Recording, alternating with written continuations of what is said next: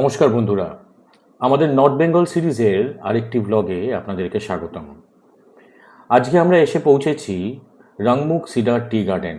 সোনারা থেকে মাত্র 7 কিলোমিটার দূরে, আর আপনার দার্জিলিং থেকে 21 কিলোমিটার দূরে, আর এনজিপি থেকে মাত্র 3.5-4 ঘন্টার ডিস্টেন্সে এই অপরূপ সুন্দর পাইন আর সিডারে ঘেরা ছোট্ট এই জনবসতিতে আপনারা আগামী দুদিনের ছুটিতে কিন্তু অবশ্যই কাটিয়ে যেতে পারেন।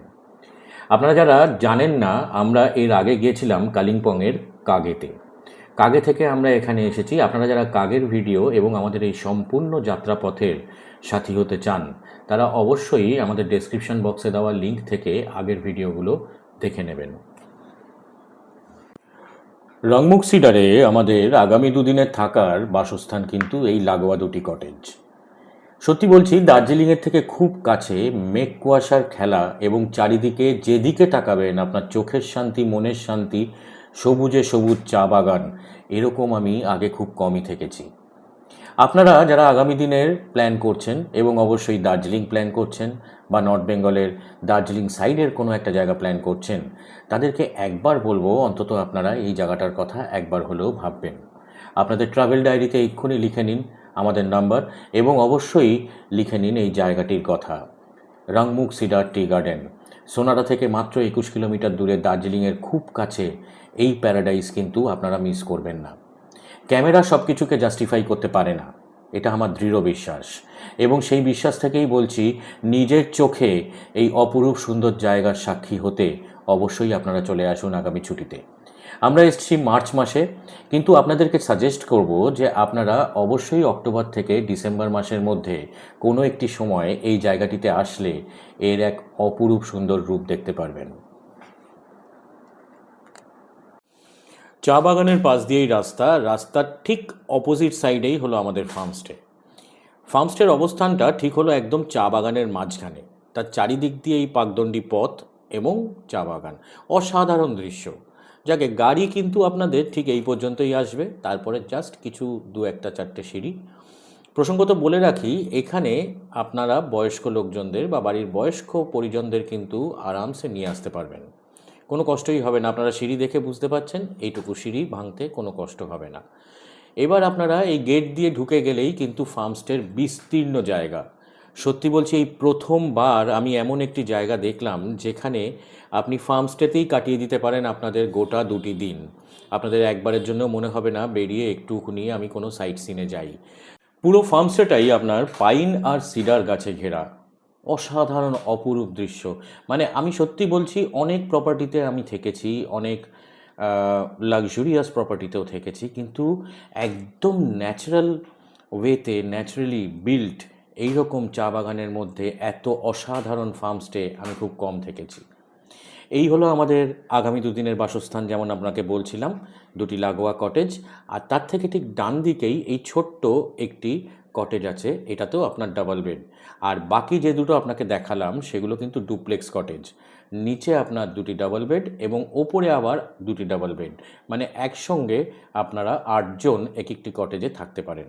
আর এই যে সামনের জায়গাটা, এখানে আপনার বনফায়ার করতে পারেন। দূরে আপনি যে দেখছেন আপনার ছোট্ট ছোট্ট বসার জায়গা, এখানে ব্রেকফাস্ট পয়েন্ট বলতে পারেন, বা এমনিও যদি বসে থাকেন, সামনে মেঘ সরে গেলে, ক্লিয়ার স্কাই থাকলে আপনাদের ওই চা বাগানের দৃশ্য, ভ্যালি ভিউ এবং দূরে চা বাগানের মাঝে ছোট্ট ছোট্ট পাহাড়ি জনবসতি দেখতে দেখতেই কিন্তু সময় কখন কেটে যাবে আপনারা বুঝতেও পারবেন না। আসুন একটু রুম ট্যুরে যাওয়া যাক। ফার্মস্টের রুমটি ছোট্ট, সুন্দর, কোজি রুম। বেসিক এমিনিটিস যা যা থাকা দরকার, যা যা ফার্মস্টে বা হোমস্টেতে থাকে, সবই আছে আপনার। 2টি ডাবল বেড আছে যেখানে 4 জন আরামসে থাকতে পারেন। প্লাগ পয়েন্ট আছে, মোবাইল চার্জ দেওয়া বা এসবগুলোর জন্য একটি টেবিল দেওয়া আছে ছোট। তাছাড়া আপনার আছে সামনে অফুরন্ত টি গার্ডেন ভিউ বা ভ্যালি ভিউ যা বলতে পারেন। জানলা দিয়েও আপনারা পাকদণ্ডী রাস্তা এবং ভ্যালি ভিউ পাবেন। আর খুব সুন্দর ছিমছাম ছোট্ট এই রুমটা বেশ আমার পছন্দ হলো। এছাড়া পাশেই কাঠের সিঁড়ি দিয়ে আপনি উঠে গেলে ডুপ্লেক্সের ওপরের পোর্শনটা পাচ্ছেন। ওপরের পোর্শনে ম্যাট্রেস পাতা আছে 2খানা, সেখানেও 2-4 জন কিন্তু আপনারা আরামসে থাকতে পারেন। সামনে জানালা আছে, জানালা দিয়ে কিন্তু আপনারা সামনের ভিউ উপভোগ করতে পারেন। মানে সব মিলিয়ে 8 জন থেকে 10 জন কিন্তু আপনারা অ্যাডজাস্ট করলে এখানে থাকতেই পারেন। আরেকটা জিনিস বলে দিই, এখানে ডুপ্লেক্স আর নিচের তলা মিলিয়ে ওয়াশরুম কিন্তু একটাই। তো আর এখানে কোমোড সিস্টেম আছে, কাজী যাদের হাঁটুর ব্যথা বা সেরকম কোনো প্রবলেম আছে তাদের জন্য কোনো সমস্যা নেই। আমাদের ফার্মস্টের বিস্তীর্ণ এলাকা জুড়ে কিন্তু ওনারা অর্গ্যানিক ফার্মিং করে রেখেছেন।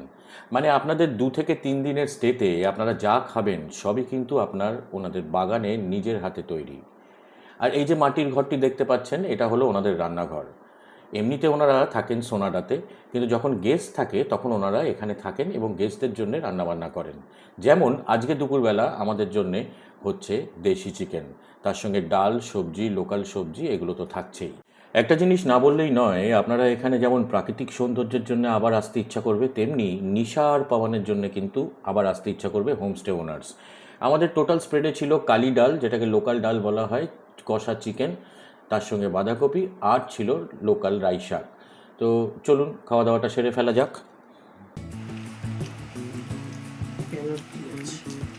খুব ভালো অনির্বাণ, নিতে পারো। হ্যাঁ, সে জানি আমি, খারাপ হবে কেন?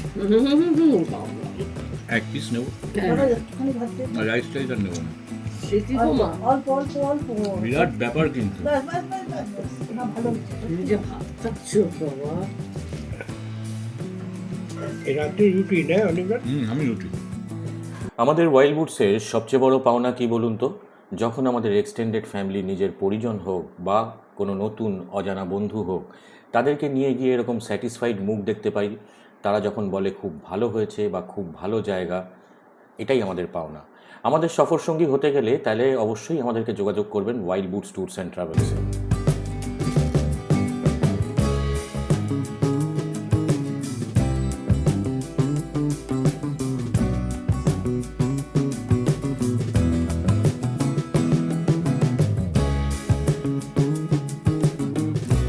রাংমুখ সিডার টি গার্ডেনে আজকে জাস্ট এসে পৌঁছালাম কিছুক্ষণ আগে, আর পৌঁছতেই জাস্ট ইভিনিং স্ন্যাক্স দিয়ে গেছে গরম ধোঁয়া ওঠা মোমো আর তার সঙ্গে চা। এর থেকে আর বেশি কি লাগে বলুন তো? এক পশলা বৃষ্টি হয়ে গেছে, চারদিকে পাইন আর সিডার, মেঘ খেলে বেড়াচ্ছে, জাস্ট অসাম। আর তার সঙ্গে গরম গরম মোমো। রাতের ডিনারে ছিল ডাল, আলু চোখা, আলু ভাজা, চিকেন আর রুটি, আর ওদের লোকাল তৈরি একটি আচার। খাবারের স্বাদ অসাধারণ। Good morning. এখন আমি আছি, বা আমরা আছি হলো Rangmukh cedar tea garden, Darjeeling district. অসাধারণ একটা প্রপার্টি, চারিদিকে যেখানে তাকাবেন শুধু চা বাগান, পাইন সিডারের বন এবং তার সঙ্গে মেঘের আনাগোনা। এবং আজকে সকালে আমাদের ব্রেকফাস্ট পয়েন্টটা দেখুন।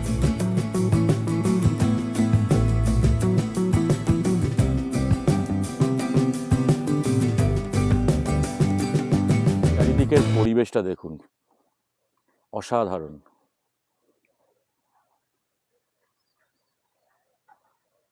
এই হলো আমাদের হোমস্টে।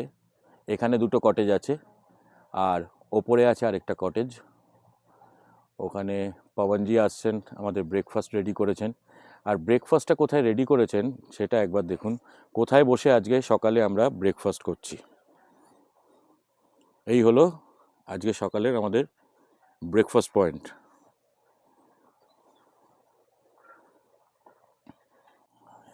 এইখানে বসে আজকে আমরা সকালের ব্রেকফাস্ট করছি, একদম প্রকৃতির মধ্যে, প্রাকৃতিক পরিবেশে। আর সামনে যেখানে তাকাবেন সেখানে চা বাগান। এমনকি আজকে ঘুম থেকে উঠেও জানলা খুলেই দেখি চা বাগান পুরো চারিদিকে, আর পাইন সিডারের বন।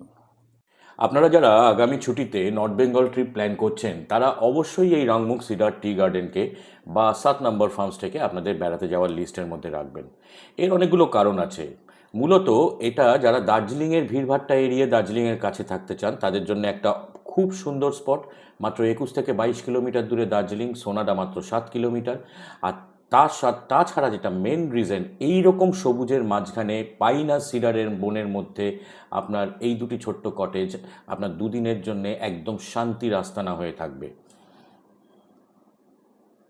গতকালকে এসেছি এবং সঙ্গে করে নিয়ে এসেছি বৃষ্টি। মুষলধারে বৃষ্টি হওয়ার জন্য প্রায় বেরোনোই যাচ্ছে না। তবুও তার মধ্যে চেষ্টা করলাম যে একটুখানি একটা স্কুটি ভাড়া নিয়ে লোকালি কিছু সাইট সিন করা যায় কিনা এবং আপনাদেরকেও ঘোরানো যায় কিনা।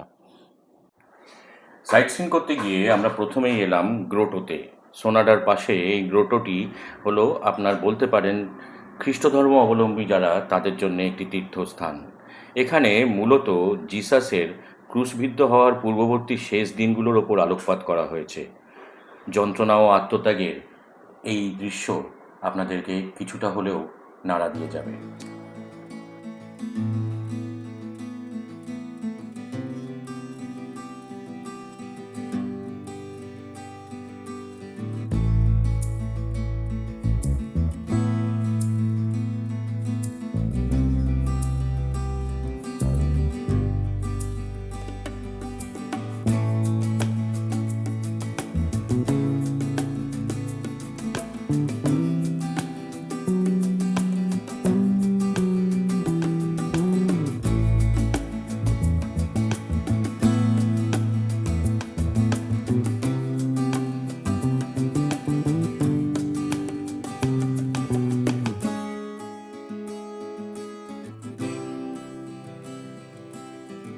গ্রোটো থেকে বেরোনোর পর আমাদের ইচ্ছা ছিল আপনাদেরকে নিয়ে যাওয়া সোনাডা মনাস্ট্রি, ইন্দ্রাণী ফলস এবং আরও বেশ কিছু দ্রষ্টব্য স্থান যেগুলো আশেপাশে আছে, কিন্তু বাদ সাধলো মুষলধারে বৃষ্টি এবং ওয়েদারের ভিজিবিলিটি একদম কমে যাওয়া।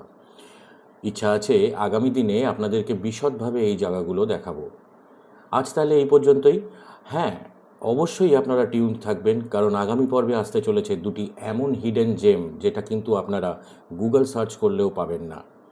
তাহলে ভালো থাকবেন, আর আমাদের এই প্রচেষ্টাকে যদি আপনাদের পছন্দ হয় সাবস্ক্রাইব করবেন, শেয়ার করবেন, একটা লাইক দিয়ে যাবেন। আর যে কোনো প্রশ্ন যদি সেটা আপনাদের ট্যুর রিলেটেড হয় অবশ্যই আমাদের ইনবক্স বা কমেন্ট বক্সে আপনারা বলবেন, আমরা তার সদুত্তর আপনাদেরকে দেওয়ার চেষ্টা করব।